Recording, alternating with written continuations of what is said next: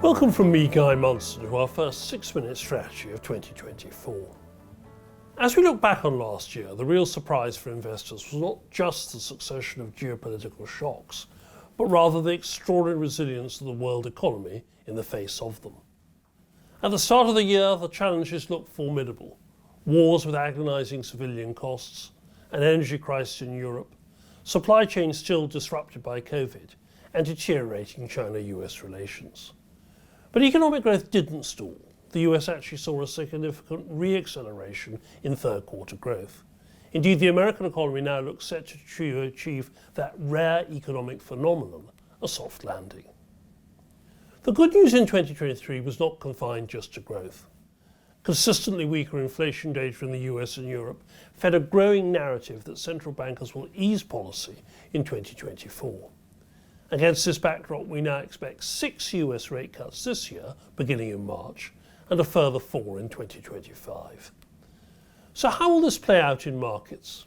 Well, last year, the lion's share of equity returns came from just a handful of AI-focused stocks, in what was probably the most extreme concentration of equity returns since the 1960s. We expect leadership this year to widen out, with other high-growth themes benefiting, among them climate transition, smart buildings, electrification, food chain technology and medical diagnostics. Let's look at what this all means for global markets in the slides ahead. So let's begin by looking at the performance of equity markets in 2023 in the left-hand panel. You can see there that dark blue line, global equities up 15%, but global equities equally weighted, the light blue line, up just 1%. In other words, the super cap stocks have totally dominated returns to an extent that I've never seen in my 38 years in the industry. You can see the equivalent of the right-hand panel in the US, that's the S&P 500, broken down between the contribution of the top 10 stocks, that's that orange line, compared to the other 490 stocks, that's the dark blue line. So once again, that dominance of AI supercaps on a scale we've never really experienced before. Now my hunch is that will widen out in the year ahead, and yes, as that blue bar rises there, you can see this already beginning to happen. Let's look briefly at other assets. I've zeroed them at 100 a year ago. The dollar broadly flat on the year. Oil extraordinary, down by about 11%. That's extraordinary given two oil-centric conflicts in Ukraine and between Israel and Hamas. Also surprising was the strong performance again of gold, a key part of our portfolios, up 12%. Strong numbers, particularly when you consider how high interest rates are, and this is a non-interest paying asset. On the right-hand side, I've shown volatility. Equity volatility is still very low. Interestingly, higher volatility in the bond markets than in the equity market. That red bar there, the bond volatility. The other great achievement of 2023 was, of course, the conquering, or largely conquering, of inflation. And you can see in that left-hand panel the collapse in the middle of this year of consumer prices around the developed world. In particular, in the UK, falling down from over 11% to 3.9% and 2.9% in just the Eurozone.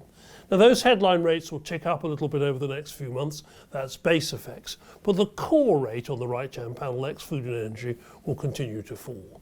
Overall, we expect the numbers at the end of this year to be dramatically different. We're looking at a 2.5% inflation rate for here in the UK.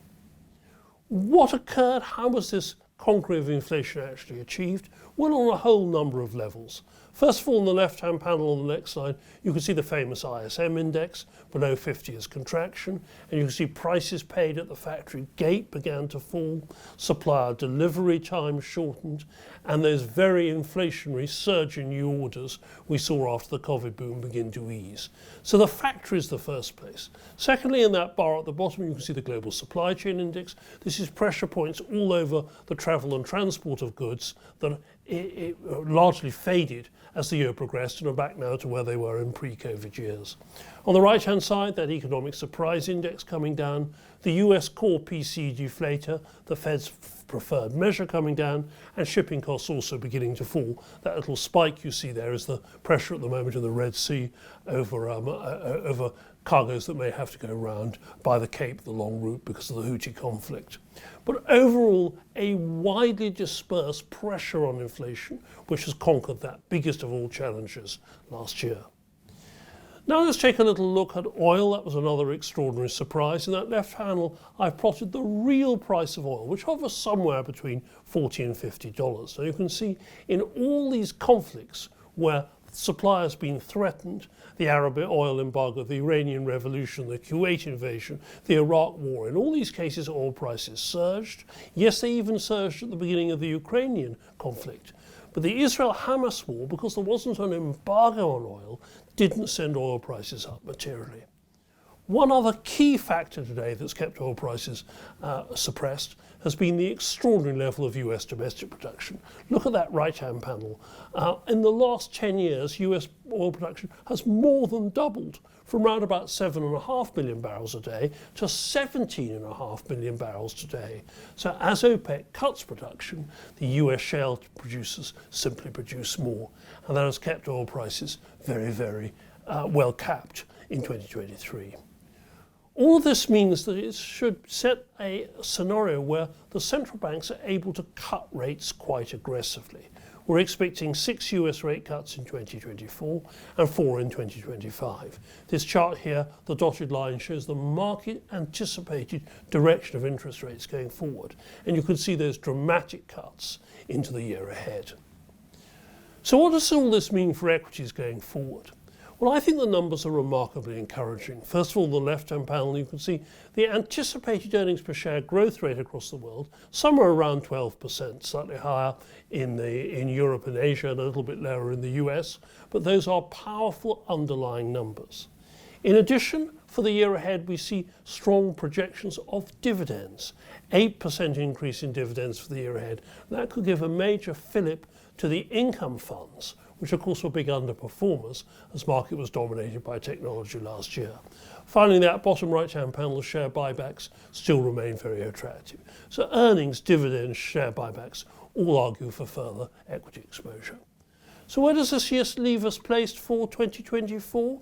We're neutrally weighted in bonds, really liking those credit spreads available in corporate bonds. We're overweight equities globally. Alternatives, we're neutral, with a particularly favourable position still towards gold, carbon and climate transmission metals.